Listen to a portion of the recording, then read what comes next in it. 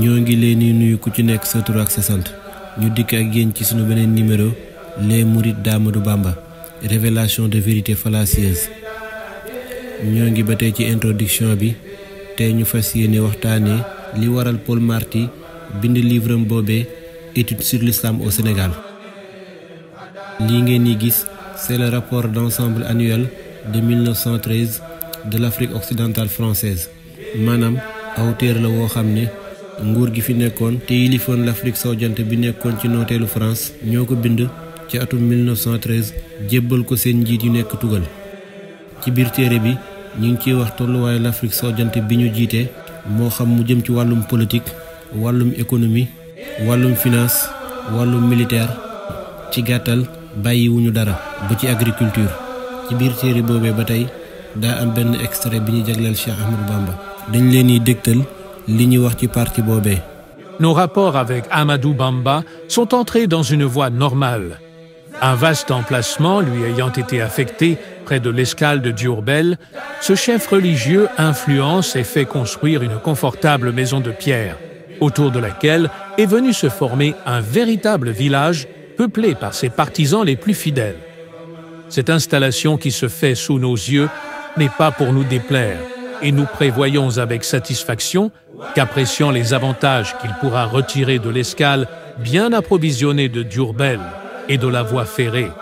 qui lui permet des relations rapides avec les centres de la colonie,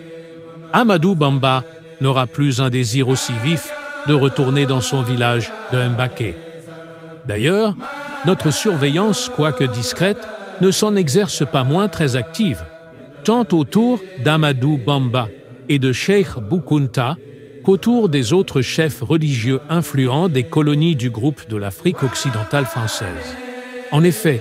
le contrôle des faits et gestes des chefs religieux et maraboutiques n'a pas été perdu de vue. Et l'importance qu'on attache à cette grosse question au gouvernement général a été consacrée par la création, au cours de cette année, d'un service distinct des affaires musulmanes, qui, sous la direction d'un officier interprète, rattaché au cabinet du gouverneur général, est chargé exclusivement de suivre et de traiter ces affaires si délicates et si spéciales. sunu diggante ak Amadou Bamba léegi ratax na bërëb bu yaatu buñ ko jox te mu nekkee ci wetu escale Diourbel kilifa diine bii nga xam ne dañ koo jox nopp tabaxlu na fa kërub xeer gu bakkane goo xam ne àndandooram yi ko gën a jege mbaa ñi ko gën a gëm ñëw nañ dëkkee li ko wër wërngal googee aw dëkk tigi sosu na fa sanc wi nga xam ne mi ngi amee ci sunu kanam nekkul ngir nakaral ñu te ñi ngi njott bu baax a baax ak ngëneel yi nga xam ne Amadou Bamba dina ko jëlee ci escale wi ak itam ci otoraay wi moo xam muy ndugg ak ay xame yu gaaw Amadou Bamba dootul xëntawoo benn yoon ñibbi dëkkam boobee di Mbàkke lëj mbët wi nga xam ne ñu ngi koy def ci kilifa diine yi ci lu ñu yëgut moo xam muy Amadou Bamba moo xam muy Cheikh Bou Kounta moo xam muy yeneen sëriñ yi nga xam ne dañ leen di bàyyi xel te dëkkee l'Afrique sowu-jant wi ñu jiite ñoo ngi koy baral seeni yëngu-yëngu dara umpuñu ci solo si nga xam ne jox nañ ko seeni mbir tax na ci at wi ñu taxawal aw kuréel woo xam ne dañu ko lëkkaleeg cabinet gouverneur général te sunu ndaw doon interprète jiite ko li tax a jóg kuréel googee du lenn lu dut topp ak lëñbët mbiru sëriñ si nga xam ne daa beru ba noppi jéggi dayoo.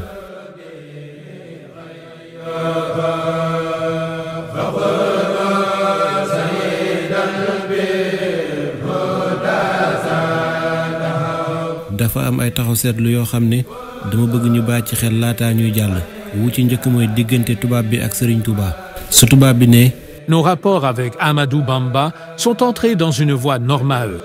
sunu diggante ak Amadou Bamba léegi ratax na suñu yaatalee sunu dégg mën nañoo wax ne diggante tubaab bi ak Serigne Touba. ñagasoon na laaj wu ñuy samp mooy lan moo war a rataxal diggante tubaab bi ak Serigne bi suñu xoolee dañuy gis ne du négociation ndax su ko doonoon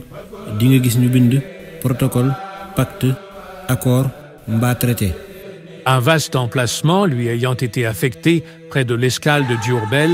ce chef religieux influence et fait construire une confortable maison de pierre. bërëb bi nga xam ne jox nañ ko sëriñ bi ci njaareem doonut lu mu sàkku ndax su ko doonoon di nga gis ñu bind suite à la demande wala après sa demande.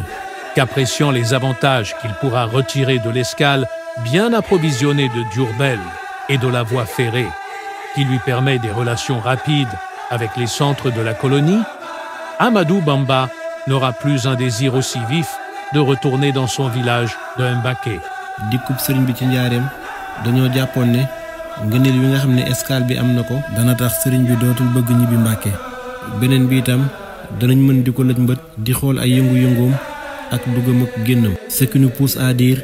dikkub sëriñ bi ci njaareem c'est purement stratégique.